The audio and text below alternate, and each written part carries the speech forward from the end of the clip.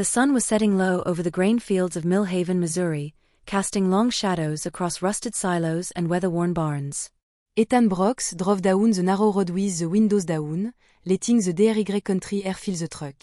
The town hadn't changed much since the last time he saw it, nearly 16 years ago.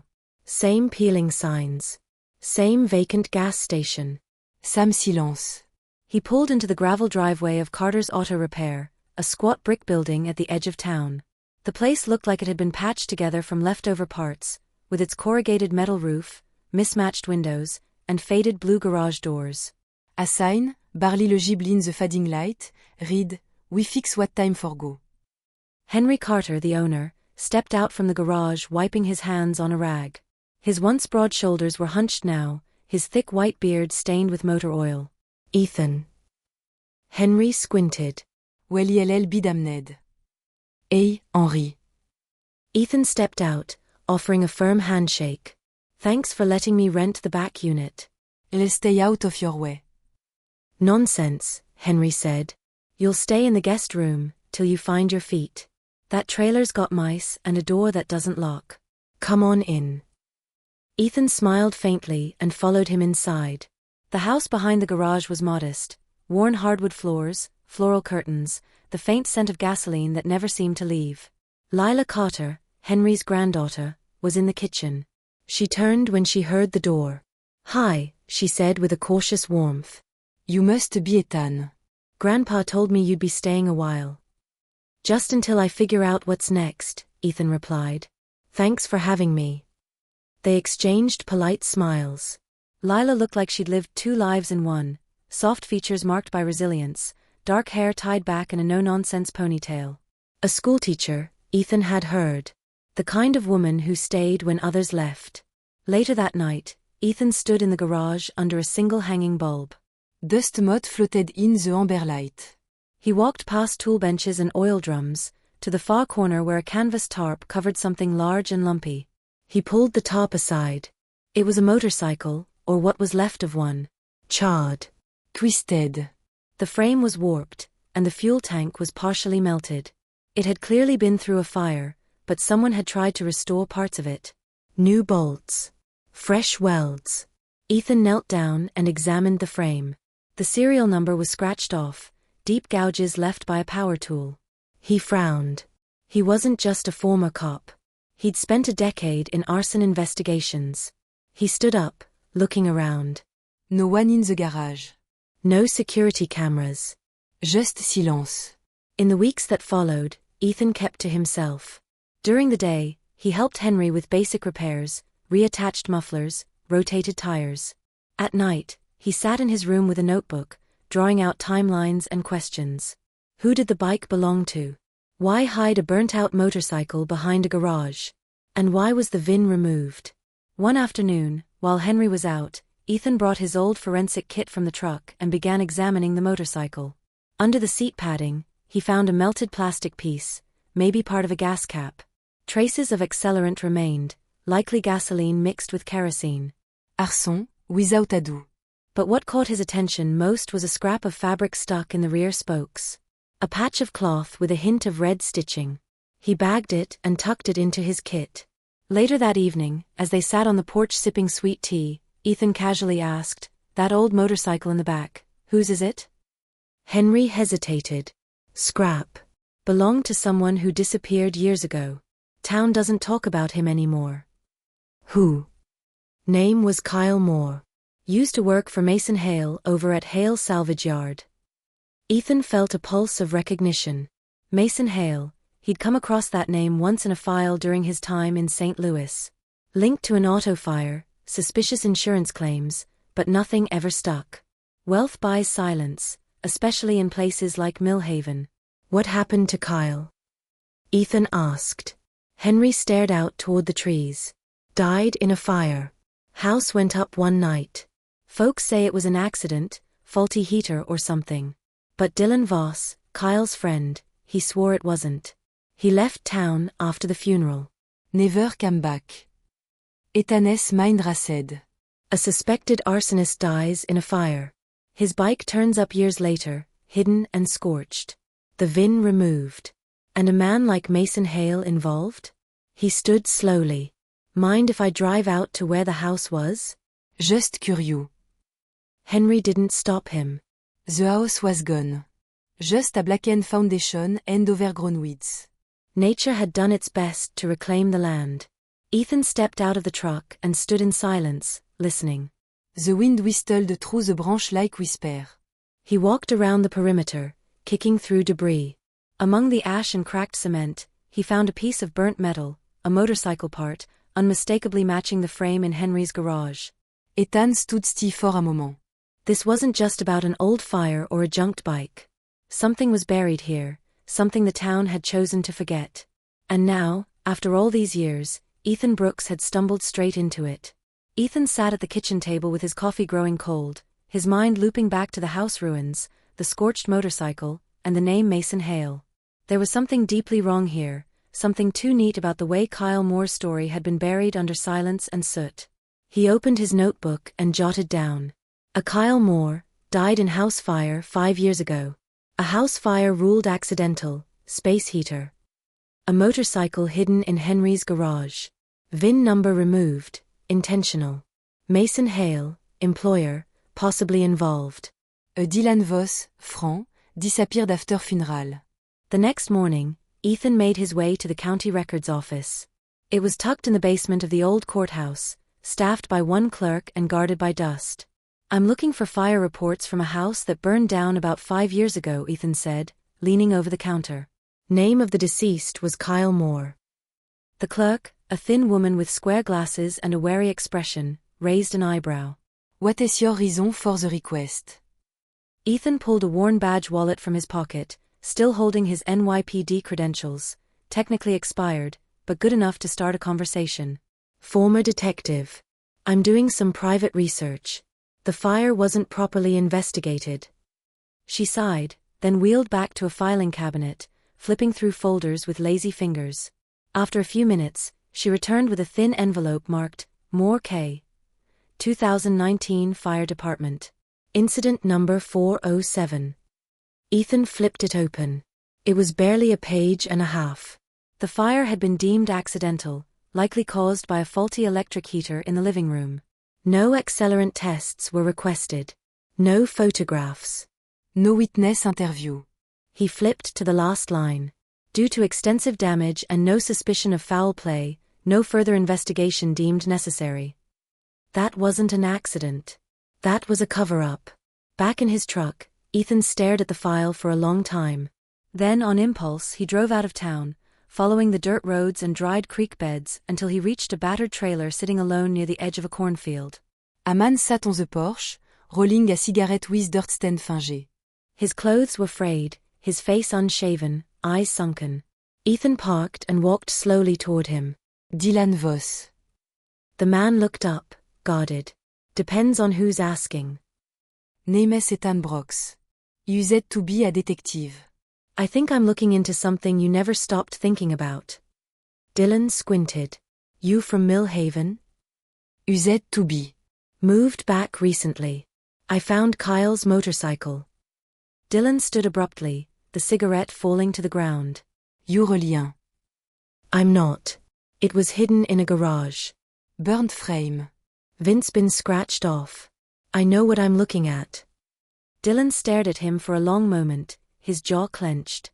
Then he turned and opened the screen door. Come in. Inside, the trailer was sparse. Old furniture, scattered books, and a fridge humming louder than it should. Dylan poured 2 coffees without asking and sat across from Ethan. I knew that fire wasn't no accident, he said, voice low. Kyle wasn't reckless. He hated space heaters. He wouldn't have left one running. Tell me everything, Ethan said. Dylan nodded, eyes distant. Kyle and I worked together at Hale's salvage yard. Mason paid under the table foresight job. Nothing major at first. Then one day, Kyle tells me Mason asked him to do something strange. Buy a junk motorcycle off the books, torch it in a garage, then file a claim. Insurance fraud. Exactly. Kyle did it once. Then twice. Each time, Mason paid him more. But Kyle started feeling uneasy. Said he wanted out. Said he kept copies, photos, paperwork. Said if anything happened to him, they'd know it wasn't an accident. Did you see those files? No. He told me where he'd hidden them, under the floorboards of his house, in the crawlspace near the back bedroom. After the fire, did you check? I tried, Dylan said. But the cops cordoned off the place, and when I came back weeks later, it was already bulldozed. Ethan exhaled. And you think Mason had something to do with the fire? I don't think. I know. But no one wanted to touch him. He sponsors half the local events, pays off the county guys, and owns more land than the mayor. You speak up, you disappear. Ethan sipped the bitter coffee and leaned forward. Well, I'm not from here anymore. And I don't owe Mason Hale a damn thing. He left Dylan's trailer with a renewed sense of purpose. As he drove back into town, he passed the Hale salvage yard. Tall fences lined with barbed wire surrounded stacks of crushed cars and rusted frames. An American flag flapped from a crane. At the entrance stood a sign, We Buy Wrecks. Top dollar paid. Mason Hale's office was a 2-story prefab on the lot's north side. Ethan didn't stop, yet. But he made a mental note of every camera, every gate, every blind spot. That evening, Ethan returned to the Carter house. Lila was on the back porch grading papers. She looked up when she saw him. Long day? She asked. You could say that. There was a moment of silence before she added, You've been asking questions around town. About the fire. Ethan paused. Yeah. He found something he can't ignore. She set the papers aside, eyes wary. I know Kyle's death was suspicious. People whispered about it for a while, but eventually it got buried. My grandpa didn't want to talk about it. Said it was safer not to. You think he knows more than he's saying? I think everyone around here does. But they also know what Mason Hale can do. Ethan studied her expression. Lila looked tired, not physically, but emotionally worn. Like someone who had carried silence for too long. I don't want to bring trouble to your family, Ethan said. She gave a sad smile. You already have. But maybe, that's not a bad thing. Ethan nodded. I'm not stopping, Lila. Kyle deserves better. So does Dylan. So do you. She didn't reply, but when she stood, she didn't walk away either. That night, Ethan returned to the garage. He ran his fingers along the charred frame of the motorcycle, eyes locked on the gouged-out VIN. His phone buzzed. It was Dylan. A text. One sentence. He found something Kyle left behind. The message was brief, just one line. He found something Kyle left behind. Ethan didn't wait. He grabbed his jacket, locked up the garage, and headed out into the Missouri night. The air was crisp, the scent of fallen leaves and distant bonfires drifting through the wind. He drove with the headlights off until he turned onto the gravel path leading to Dylan's trailer. When he arrived, Dylan was waiting on the porch, holding a small metal lockbox in his lap. It was dented, rust-stained, but still intact. I went through Kyle's old fishing gear, Dylan said. He used to store stuff in the walls of his old boat. I almost missed it, was tucked inside a rolled-up life vest. Ethan took the box and examined it. It wasn't locked, just latched. He opened it slowly. Inside were a handful of old photographs, some receipts, and a flash drive taped to the lid. One photo caught Ethan's attention. It was a picture of a burned-out garage, clearly taken at night, lit by flames in the background. In the corner of the image, partially obscured, stood a figure, blurry, but just visible enough. Ethan pointed. Who is that? Kyle said it was Mason. He followed him that night, tried to document the whole thing. Said he needed leverage. Ethan looked at the receipts. 2 were for cash purchases of accelerant from a hardware store in a neighboring county, both signed with a fake name, but the handwriting matched a form Ethan had pulled from the courthouse earlier. We need to see what's on the flash drive, Ethan said. Back at the Carter house, he plugged the drive into his laptop in the garage office. Dylan stood behind him, arms crossed tightly over his chest. There were 4 folders. 3 contained photographs, images of damaged vehicles, scorched interiors, and suspiciously similar burn patterns. The 4th folder contained a series of audio files. Ethan clicked on the first one. A man's voice, Rugen Gravelli, cam trou. You torch it right, no one asks questions. You leave the VIN, you're en amateur. Pull it, file it clean. I'll handle the claim. That's Mason, Dylan said. I'd know that voice anywhere. Another recording. Kyle, this stays between us. You don't want to be on the wrong side of this. I made people disappear for less. Ethan sat back in the chair, attracing. This wasn't just suspicion anymore. This was evidence. Enough to open a federal case, maybe more. But it also meant danger. Réal, immédiat danger. I need to back this up, Ethan said. You need to disappear for a few days. Stay out of sight. Dylan hesitated, then nodded. I know a place near the river. No one will find me there. They shook hands, tight, firm, a shared understanding. As Dylan left, Ethan turned off the lights and sat alone in the dark. The garage buzzed with silence. Somewhere outside, a branche snapped. A dog barked in the distance. But his thoughts were louder than anything. Mason Hale was behind it all. And now Ethan had proof. The question was, who could he trust? The next morning, Ethan drove to Springfield to meet an old contact, Maya Fields, now with the Missouri State Attorney's Office. They'd worked a trafficking case years ago, before Ethan left New York. I thought you were done with this kind of thing, Maya said as she examined the contents of the flash drive in her office. I thought so too, Ethan replied. But this town, it's rotting from the inside. Maya nodded. This is solid. If you give me a few days, I can prep a formal request for a federal investigation. You'll keep it quiet? Aki Aikan. But Mason Hale has deep roots. If he even suspects an investigation, he'll vanish, or worse, start cleaning house. Ethan left the office with a sense of urgency pressing on his ribs. On the way back to Millhaven, he stopped for gas. As he stepped out of the store with a bottle of water, he saw a figure leaning against his truck. It was Mason Hale. Tall, broad, dressed in a black wool coat. His eyes were cold, unreadable. You're Ethan Brooks, he said casually. And you're trespassing.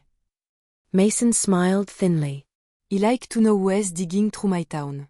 Especially when they're asking questions about things that don't concern them. Ethan didn't blink. When someone dies in a fire, and the only thing left is a lie, it concerns everyone. Mason stepped closer, his voice low. You see, outsider, this town is like a machine. It runs because people know when to keep their mouths shut. What you're doing? You're sand in the gears. Ethan leaned in, lowering his voice to match. I've spent a decade watching people like you burn things to the ground and walk away clean. But not this time. Mason tilted his head. You sure you want to play that game? Ethan's reply was firm. I already am. He stepped into his truck and drove away, heart pounding. In the rearview mirror, Mason didn't move. That night, Lila found Ethan sitting on the back porch. He was holding the photo of the burning garage, staring into the blurred figure at its edge. You met him, she said. Ethan didn't ask how she knew. He simply nodded. At the gas station. Is he threatening you? In his own way. But he's scared. I've got something he thought was gone. Lila hesitated, then sat beside him. My grand fâté. I think he knew. About Mason. About Kyle. He's been different ever since that fire. Do you think he helped cover it up? She looked down at her hands. I don't know. But I think he chose silence over danger. Ethan looked at her. What about you? She met his gaze. I'm tired of silence. They sat together under the stars, the weight of truth settling between them like a storm waiting to break. The next day would bring decisions. But for now, the truth had finally started to speak. The morning fog hadn't lifted when Ethan stepped into the garage and found Henry Carter sitting at the workbench, turning a rusted wrench in his hand like it might unlock something more than a bolt. Henry didn't look up. You stirred a hornet's nest, son. Ethan stayed silent, waiting. I saw Mason last night, Henry continued. He came by. Didn't ask for a repair. Just stood there with that smile of his. Told me it was a bad time for old machines to start making noise. Ethan exhaled. He's feeling the walls close in. Henry finally turned to him, eyes tired. He's dangerous, Ethan. You don't know what that man's capable of. Ive sin things. People run off the road, houses torched, dogs poisoned. Always an accident. Always forgotten. You think staying silent keeps you safe? Ethan asked. No, Henry said. I think it keeps Lila safe. At the sound of her name, Ethan's expression hardened. You want to protect her, he said. Then help me end this. Henry looked away.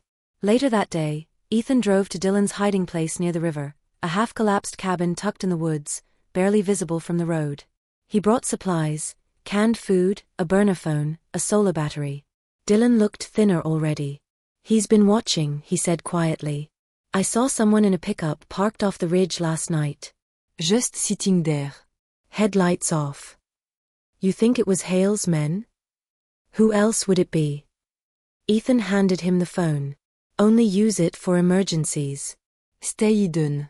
We're close. Back in town, things were shifting. People stopped greeting Ethan at the diner. The sheriff, a stocky man named Glenn Withers, who'd previously ignored him, now stopped him outside the post office. You're making waves, Brooks, Withers said, voice flat. Folks here like their peace. Ethan smiled tightly. That peace is built on a body. Withers didn't blink. Just remember, trouble tends to find folks who go digging. Ethan walked away, but he knew it was a warning. That night, he came home to find the garage door ajar. He froze. Then slowly, quietly, he stepped inside. The lights were off. The air smelled wrong, like oil, but sharper. Acrid. Gasoline? Ethan reached for the flashlight on the workbench. As the beam swept the room, it caught movement, just a flicker. A shadow ducking behind the shelf. He moved fast. But the intruder was faster. A shape slammed into him, knocking the flashlight from his hand. Ethan hit the ground, elbow scraping concrete. In the chaos, he heard a match strike, then the sudden whoosh of fire. Panic hit his chest like a fist. He rolled, kicked out, connected with something solid. The figure grunted and fled, leaving the flames licking up a shelf of rags and oil cans. Ethan grabbed the extinguisher and doused the blaze before it spread. By the time he stumbled outside, coughing, the intruder was long gone. Lila arrived minutes later, breathless, eyes wide with fear. What happened? Someone wanted to send a message, Ethan said, spitting soot. They're not waiting anymore.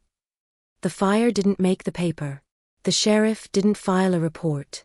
And no one came to ask questions. But Lila did. She stood in the garage the next morning, staring at the blackened wall. You could leave, she said. No one would blame you. I know. Why don't you? Ethan looked at her. Because I've spent years letting men like Hale win. Not anymore. She walked closer, touched the scorched shelf. He's trying to scare you off. He's trying to silence us both. Allons pause. Then she said quietly, there's something you should know. I overheard a conversation years ago. Between my grandfather and Mason. It was after Kyle's funeral. Ethan stayed very still. He told Henry, you're a good man. Loyal. And loyalty doesn't go unrewarded. Grandpa didn't say a word. Just nodded. But after that, things changed. He stopped letting me near the garage. Ethan exhaled. You think Henry helped him? I think, he knew what happened. And he stayed quiet. For me. Ethan nodded slowly. We need him to talk. On record. That evening, Henry Carter sat at the kitchen table, staring at a tape recorder Ethan had placed in front of him. I'm not proud of what I did, Henry said. His voice was low, hoarse. No one's asking for pride, Ethan replied. Juste trousse. Henri sighed. Kyle came to me 6 years ago. Told me he was scared. Said Mason was pressuring him to torch vehicles for insurance. That he'd already done a couple jobs. But he wanted out. I told him to go to the police. He said he couldn't. Not in this town. So what did you do? Ethan asked. I told him to lay low. I gave him some money. Enough to get out. But he stayed. He thought he could get leverage. Blackmail Mason into leaving him alone. And the fire. Henriette's voice cracked. I heard about it the next morning. He knew what it meant. Mason had sent a message. And He said nothing. because I didn't want Lila to get pulled in. I kept the bike. I couldn't throw it away. Ethan pushed the recorder closer. Will you say that again? Henry nodded. And he did. That night, Ethan emailed the full recording to Maya Fields. Within hours, she responded. This is enough to open a case. Stay safe. I'm moving now. But the news traveled faster than the law. The next morning, Ethan's truck tires were slashed. Lila found a dead rabbit nailed to her classroom door. Henry's garage was spray-painted in red. Truce burns. It was no longer a Cold War. It was a countdown. The wind had shifted. Ethan could feel it in the way people stared longer, whispered quicker. Millhaven was holding its breath, waiting. Waiting for someone to crack, or disappear. He stood outside the Carter garage at dawn, staring at the red spray paint now scrubbed but still faintly visible. The words haunted him. Truce burns. Inside, Henry worked quietly at the bench, saying nothing. Lila moved around him like a ghost, packing a satchel for school, her fingers tense. Fear had settled in the house like smoke. At 9:42 a.m., Ethan received a call. Brox. It's Maya. He stepped outside. I'm here, he said. I've got a warrant sealed and in motion. We're building a case for federal arson, fraud, and obstruction. But if we want to charge Mason directly, we need irrefutable evidence. Something indisputable. Do you have it? I have voice recordings, testimonies, receipts. Maya paused. Not enough. He'll claim it's hearsay or circumstantial. We need a physical link, something from the original fire. Ethan pinched the bridge of his nose. The house was leveled. No crime scene left. What about Kyle's files? The ones Dylan said were hidden. They're gone. There was a pause on the line. Then Maya said, then we dig. Ethan hung up and stood still. The wind rustled the trees around him, and for the first time in days, he didn't feel like it was just noise. It was a direction. He drove to the edge of town, where Kyle Moore's house used to stand. The lot had been cleared years ago, reduced to gravel and weeds. But something nagged at him, the crawl space Dylan had mentioned. He walked the perimeter. There was no house, but a faint depression in the earth marked where the foundation used to sit. Near the southwest corner, the dirt seemed uneven, as if it had been recently disturbed, or never fully filled. He grabbed a tire iron from his truck and began digging. The ground was packed, but shallow. Within minutes, he struck metal. Ethan dropped to his knees and cleared away the dirt. A rusted lockbox sat embedded in the soil, its lid warped by heat but still intact. He pried it open. Inside were scorched papers, half-melted plastic, and a blackened phone. He held his breath. The phone was cracked, screen obliterated, but the SIM card was still inside. He pocketed it and drove straight to Springfield. Maya met him in the forensics lab. Her team worked fast, extracting the SIM and pulling data. Within hours, they had it, photos Kyle had taken before the fire, with GPS data placing him near Mason Hale salvage yard, and one video file dated the night of his death. They watched together. The footage was shaky. Kyle's voice whispered over the audio, out of breath. I'm outside Mason's yard. He just dumped the bike. It's the same model he asked me to torch for the second claim. He told the insurer it was stolen. This proves he's recycling Vince. The video panned briefly to a row of motorcycles. Ethan paused the frame. One of them was unmistakable. Kyle's bike. The same one hidden in Henriette's garage. Maya leaned back. This is the fraud, the fire, and the motive. And it's dated just hours before Kyle died. Ethan stared at the screen. He was killed because of this. Maya nodded. And now we've got the nail for Hale's coffin.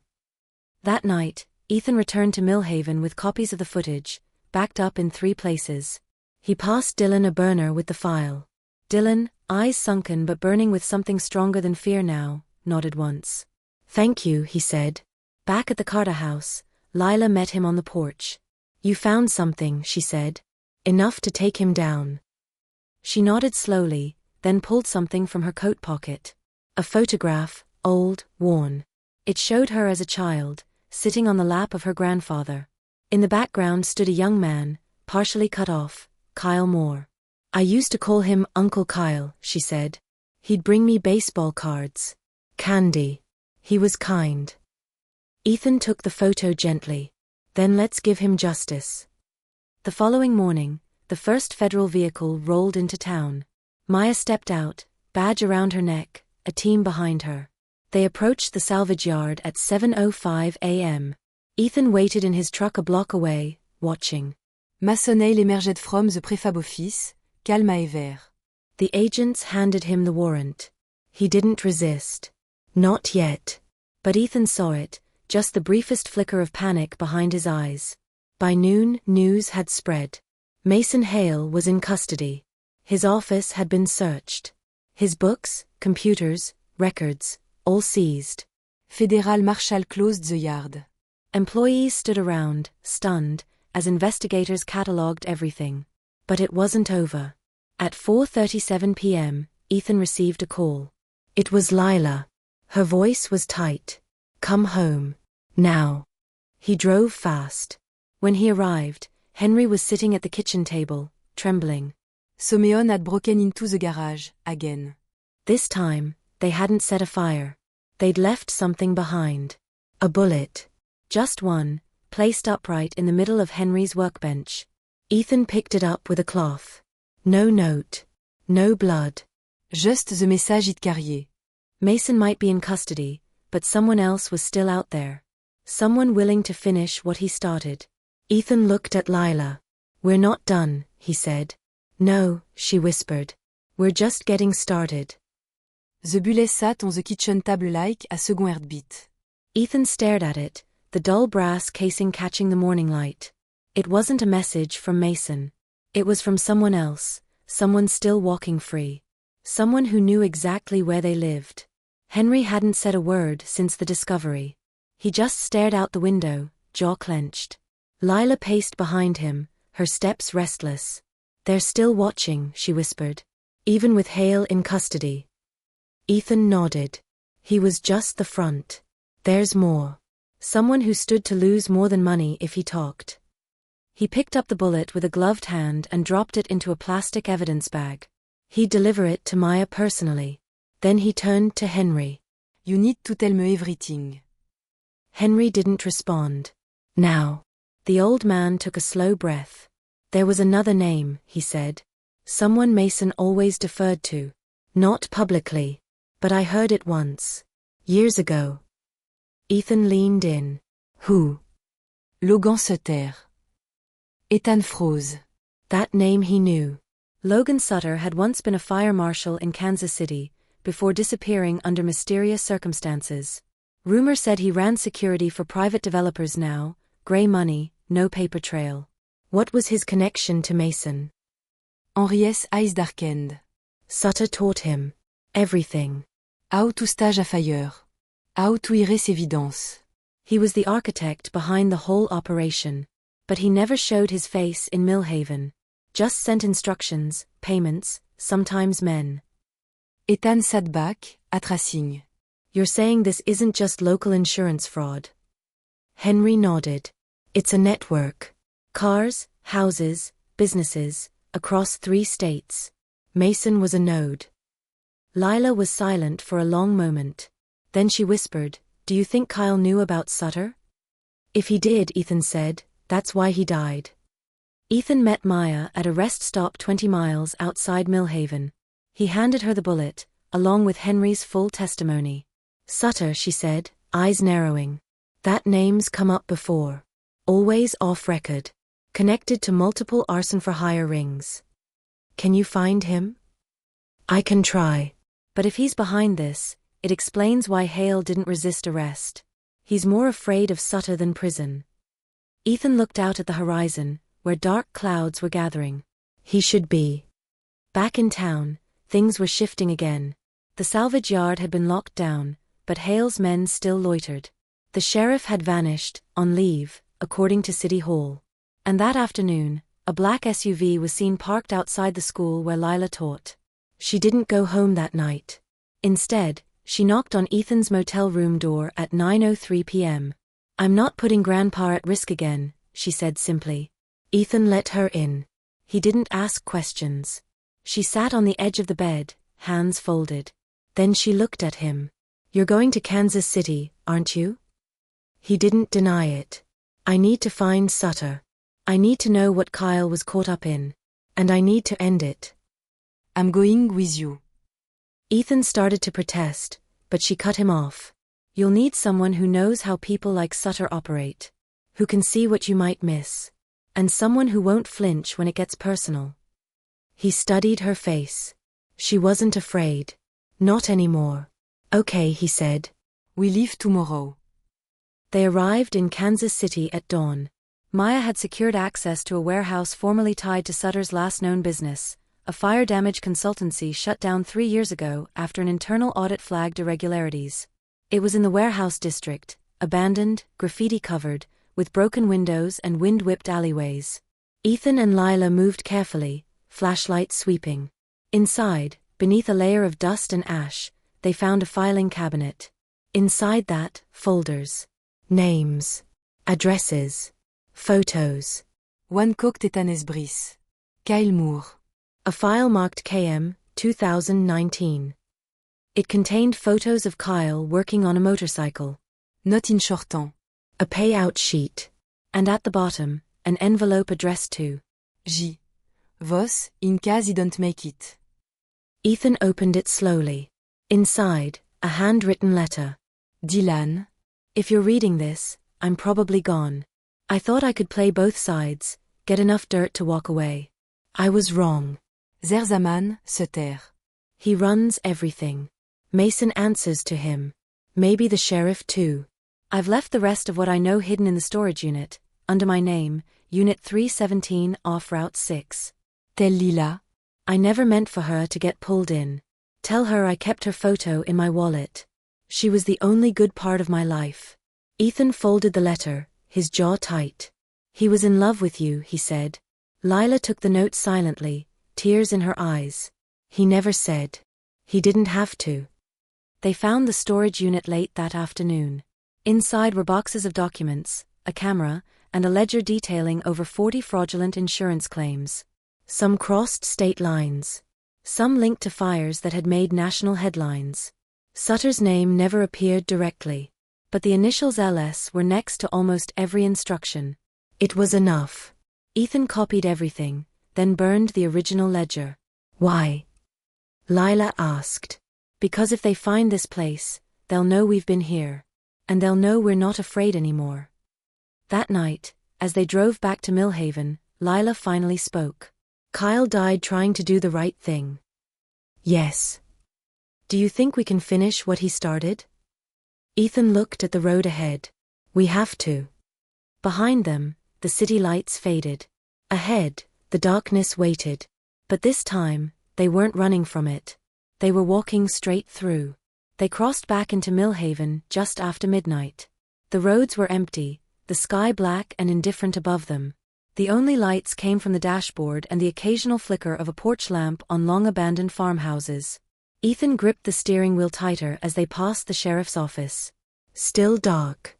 Still oked. No sign of Glen Withers. No sign of law. Just silence. "We'll give everything to Maya first thing in the morning," he said. "She'll get it into federal hands. That'll trigger multi-state charges." Lila nodded but said nothing. Her hands were clenched in her lap, her mind somewhere far off, maybe still back in Kansas City, maybe in a memory of Kyle. When they pulled into the Carter driveway, everything looked normal. Too normal. The garage door was open. The house was lit from the inside. Ethan stopped the truck, engine running. "Stay here," he said. "No." He looked at her. "We go in together," she said. He didn't argue. They entered through the side door. The garage smelled like oil and dust, but something else too, cigarette smoke. Fresh. Inside the house, Henry sat at the kitchen table, pale and sweating. Across from him stood a man Ethan didn't recognize. Mid-50s. Trim beard, tailored coat, calm posture. His eyes were bright but devoid of warmth. "Mr. Brooks," the man said. "We finally meet." Ethan stepped in front of Lila. Logan se taire. The man smiled. Juve Donwell. "I underestimated you." Ethan glanced at Henri. The old man's eyes were pleading. "Don't blame him," Sutter said casually. "He didn't call me. But I have a way of knowing when certain thresholds are crossed. And you've crossed quite a few." Ethan moved slightly to the left, angling his body toward the wall where Henry kept the shotgun. Sutter noticed. "Don't," he said. "You're not that fast." Lila stepped forward. "What do you want?" "To talk," Sutter said. "Before everything falls apart." "Which it will, by the way. The moment your little USBs and flash drives hit the wrong desk, people will get nervous. Phil will disappear. Witnesses will recant. Judges will hesitate." "You're afraid," Ethan said. "No," Sutter replied. "I'm practical. Which is why I'm giving you a choice." He pulled a small envelope from his coat and slid it across the table. 2 first-class tickets. Anywhere you want. No question. No chase. You walk away, and this town forgets your name. Ethan stared at him. "And if we don't?" Sutter's smile disappeared. "Then I make you disappear. Not loudly. Not with guns or fire. But piece by piece. Your name discredited. Your past dragged into the open. A mistake from your time in New York suddenly matters again. Maybe a body shows up tied to you. Maybe Lila loses her teaching license. Tragic, isn't it?" Henry finally spoke. His voice was hoarse. "Leave them alone." Sutter didn't even look at him. Ethan slowly picked up the envelope, looked inside. Tickets. Cash. A fake passport. He set it down. "You know the difference between you and Kyle," he said. "He died afraid." "I'm not afraid of you." Sutter studied him for a moment, then nodded once. "I'll remember that," he said. Then he walked out. No threats shouted. No doors slammed. Just the soft click of expensive shoes on tile. A moment later, they heard his car start and disappear down the road. They didn't sleep. At dawn, Ethan called Maya. "He came to the house," he said. Sutter. "In person." Maya's voice was strained. "I'm already hearing whispers." "My direct line was flagged last night." "Someone's watching our end too." "I have the ledger, the videos, Kyle's letter. That should be enough." "I'm filing everything under sealed motion. It'll take 48 hours for a judge to process. You need to stay put until then." Ethan glanced at Lila. She was at the sink, washing her hands over and over, as if scrubbing away what she had seen. "We'll be ready," he said. But Sutter didn't wait 48 hours. That night, Dylan Voss's cabin burned. The fire spread so fast that by the time the volunteer fire department arrived, nothing was left but ash and bones. They identified the remains through dental records. Dylan never made it out. Ethan stood at the scene, jaw tight, fists clenched. Maya had flown in overnight. When she arrived, he handed her the final pieces, Kyle's storage unit files, the photos, the logs, the letter. "You have to act now," he said. "No more waiting." Maya nodded, eyes hard. "I will. But you need to leave Millhaven." "Tonight." Ethan shook his head. "We finish this here." Back at the Carter home, Lila opened a drawer and pulled out an old leather-bound journal. "It was Kyle's," she said. "I found it years ago, hidden behind books in Grandpa's study. I didn't know what it meant back then." Inside were notes. Dates. Payments. License plates. Even sketches of how Mason's operation worked, vehicles staged, paperwork falsified, payments funneled through shell companies. And in the final pages, a name. Sutter, Black Ridge Project, Destroy Philippe Compromised. Lila looked up. "What is Black Ridge?" Ethan remembered something Maya had mentioned. A shell company used in federal infrastructure projects. Billions in public funds. If Sutter was involved there, this wasn't just fraud. This was national. They were no longer chasing justice for one man. They were pulling on a thread that could unravel something massive. And now, Sutter knew it too. At midnight, Ethan loaded the truck. Hard drives, copies, backups, weapons. Lila got in beside him. You sure? He asked. I was sure the moment he walked into our home. They drove toward a safe house Maya arranged outside Springfield. A cabin in the woods. Hidden. Temporary. But as they reached the edge of town, Ethan's phone buzzed. Unknown number. A text. You should have taken the envelope. Ethan showed it to Lila. She read it, then deleted it. We're too far in to stop now, she said. Ethan nodded. But he also checked the rearview mirror. Again. And again. This time, he knew someone was watching. En the fire ardente even begun. The safe house was colder than it should have been. A log cabin deep in the hills north of Springfield, surrounded by pine and stone and silence. Maya had chosen it for its isolation, but tonight, that distance felt like a warning. Ethan sat at the small table, laptop open, scanning through the files from Kyle's journal again. Lila lay curled on the couch behind him, trying to sleep but not succeeding. The names, the codes, the layered transactions, they pointed to something massive. Big Den Milaven. Big Den Masonale. And the name Blackridge kept reappearing. Shell account. Infrastructure bids. Payments routed through Sutter-controlled consulting firms. All tied to fire damage reports, most of them suspicious. Dozens of them. Maya arrived just after dawn, her coat dusted with frost, her face set hard with determination. I filed the indictment this morning, she said. Logan Sutter is being charged with racketeering, conspiracy to commit arson, wire fraud, and obstruction of justice. Multiple jurisdictions are opening cases. But Ethan, they still can't find him. Ethan stood. What do you mean? He disappeared last night. Left his Kansas City condo. Surveillance picked him up on I-70 heading west. Then nothing. Ethan exchanged a glance with Lila. He's not running, Lila said quietly. He's repositioning. Maya nodded. Which is why we need to move first. IVE called a press conference for tomorrow. We go public with what we have. Once this is out in the open, they can't touch it without risking everything. Ethan leaned against the wall. You really think the truth will protect us? No, Maya said. But it will expose them. And once that happens, someone in their own circle will turn. Lila stood slowly. Then we'd better find something they're most afraid of. They drove back to Millhaven that evening, despite Maya's protests. Ethan insisted. There was one place left to check. One person he hadn't spoken to. Un hall employé of Masonales. Quiet, reclusive, with a drinking problem and a limp, Tommy Briggs. Tommy had worked the yards for 2 decades. He disappeared just after the fire that killed Kyle Moore. Rumors said he'd had a breakdown. Others said Mason had retired him. Ethan and Lila found him living in a trailer on the far side of town, surrounded by rusted parts and broken lawn chairs. He answered the door with a shotgun in hand. I don't want no trouble, he said. You already got trouble, Ethan replied. But we're here to end it. Tommy eyed them for a long moment.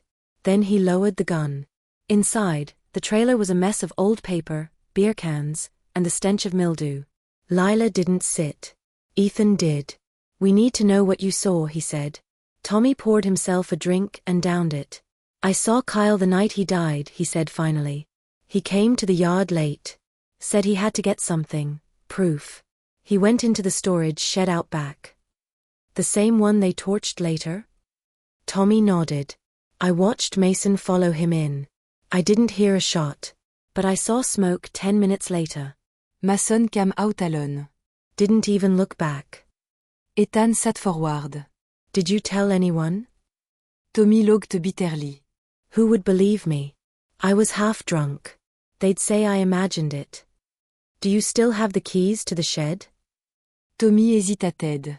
Then from a drawer, he pulled a ring of old keys. One of them still works. They arrived at Hale Salvage Yard after midnight. The site was padlocked and watched, but Ethan found a gap in the back fence where the metal had rusted through. They slipped in through shadow and silence. The shed was still there, barely standing, charred on one side, but not completely destroyed. Ethan used the key. The door creaked open. Inside, the air smelled of old oil and something darker. They found a burned patch on the floor. En burier beneat warpte bord, a revolver. Wrapped in a rag. Ethan lifted it with gloved hands.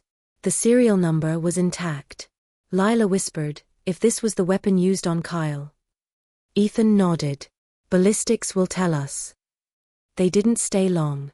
By 7 a.m., Maya had the revolver in custody. She contacted a federal forensics team. It was the final piece. The missing link. This, she said, holding the bagged weapon, ties Sutter to murder. It changed everything. But the victory didn't come free. At 9:20 a.m., as Maya left the federal building, her car exploded. She survived. Barely. Lila and Ethan were pulled into protective custody immediately. The U.S. Marshals took over. The press conference was cancelled. A full investigation was launched. But someone had sent a message. You expose the truth, and the fire will follow you.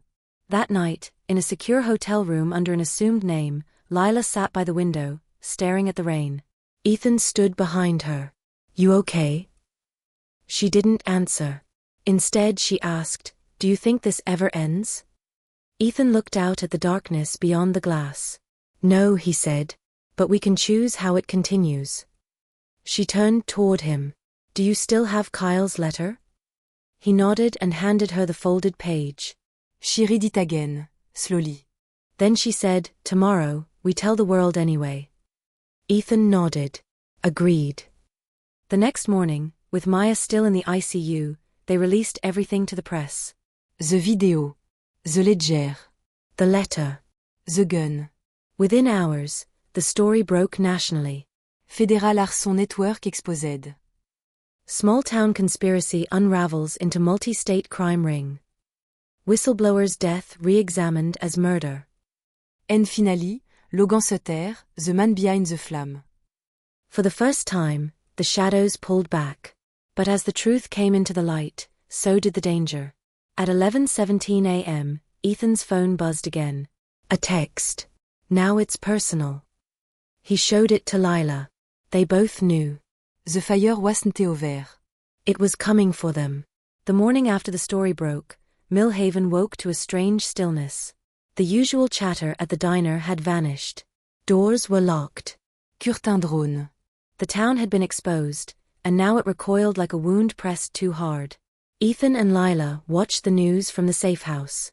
Every station carried it, Sutter's name, Kyle's letter, the revolver. Even old photos of Mason Hale in handcuffs. The truth was out. But the system moved slower than fear. Maya remained unconscious, her body recovering from shrapnel wounds. Federal agents had descended on Hale Salvage and surrounding counties. But Sutter was still missing. No warrants had located him. No sightings. No communication. Just the text. Now it's personal. Ethan paced the cabin, muscles tight with anticipation. Every shadow outside the window felt like a target. Every sound of wind through the trees carried weight. Lila sat at the kitchen table, laptop open, fingers trembling slightly. She was organizing files for public archive, copies of every video, ledger, document. Their last resort. If they take us out, she said quietly, we make sure the truth stays alive. Ethan stopped pacing. We're not dying in this cabin. A knock came at the door. They froze. Another knock. Not hard.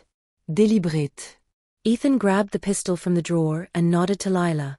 She moved to the hallway, out of sight. Ethan opened the door 2 inches. It was Henry.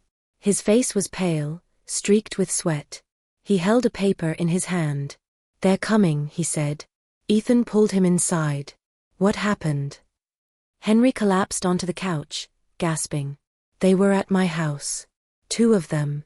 Said they were from the power company, but I saw guns under their jackets. They didn't ask about electricity. They asked about you. Ethan helped him sit upright. They're not just watching anymore. They're hunting. Lila entered the room. Then we move now. No, Ethan said. If we run, we scatter everything. We have to draw them out. Lila shook her head. That's suicide. Not if we control where it happens. That night, Ethan made a call to a number he hadn't dialed in years. It belonged to an ex-military contact from his days in New York, Rafael Torres. Torres had once tracked bombmakers in Syria. Now he built private security systems in Colorado. Ethan explained everything. You know they'll kill you, Torres said. I know they'll try. There was a pause. Then, where? Milaven. Yell'll be there by midnight. They returned to the Carter house just before sundown. The property was quiet. The neighbors had stopped asking questions. Ethan walked through the garage, memory rising like smoke, Kyle's bike. The bullet. The first fire. Every piece of the story that had started here. Lila joined him, holding a USB. This is the last copy, she said. Everything on it. He took it from her, then reached behind a loose board near the workbench and slid it into the hidden crevice where Kyle had once stored his own secrets. If we don't make it, Ethan said, someone will find it. She nodded. Then the lights flickered. Outside, headlights. One car. Then another. Sutter had arrived.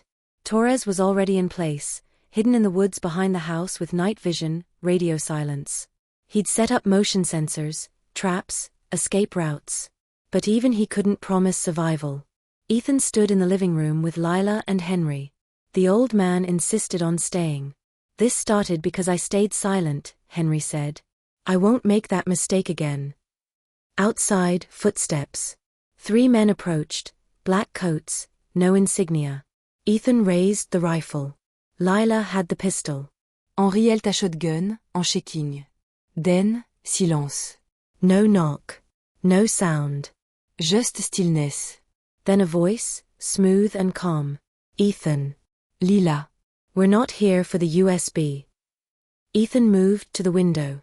Logan Sutter stood at the edge of the porch, alone. We're here for you. Ethan opened the door. Slowly. Sutter smiled. Quite the mess you've made. Truth does that, Ethan replied. Sutter nodded. You know what he like about fire, Ethan? It doesn't judge. It just consumes. You can throw a church or a liar in there, and it burns them the same. Lila appeared behind Ethan.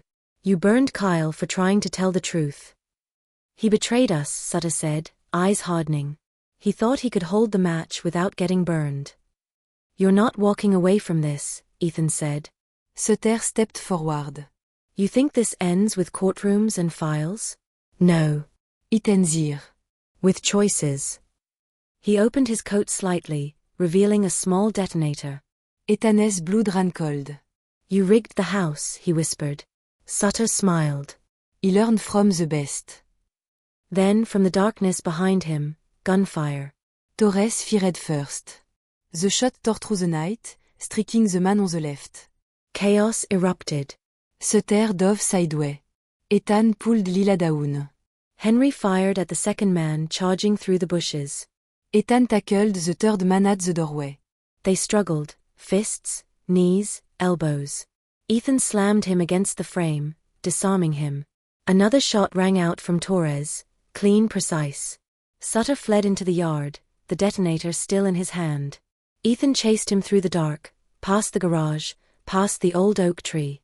Sutter, he shouted. Sutter stopped at the edge of the woods, panting, holding the device. This isn't justice, he growled. This is theater. You're done, Ethan said. Give it up. But Sutter didn't move. I told you, he said. This ends in fire. He pressed the button. Nothing. Ethan stepped forward, raising his weapon. You rigged the wrong house. Sutter's eyes widened. Behind him, Torres emerged, holding the real trigger unit, disarmed. Sutter turned. Too late. Ethan fired. Sutter fell. Hard. The detonator clattered into the grass. Silence fell. They called it in. By morning, Sutter was confirmed dead. Federal agents recovered 3 bodies from the property.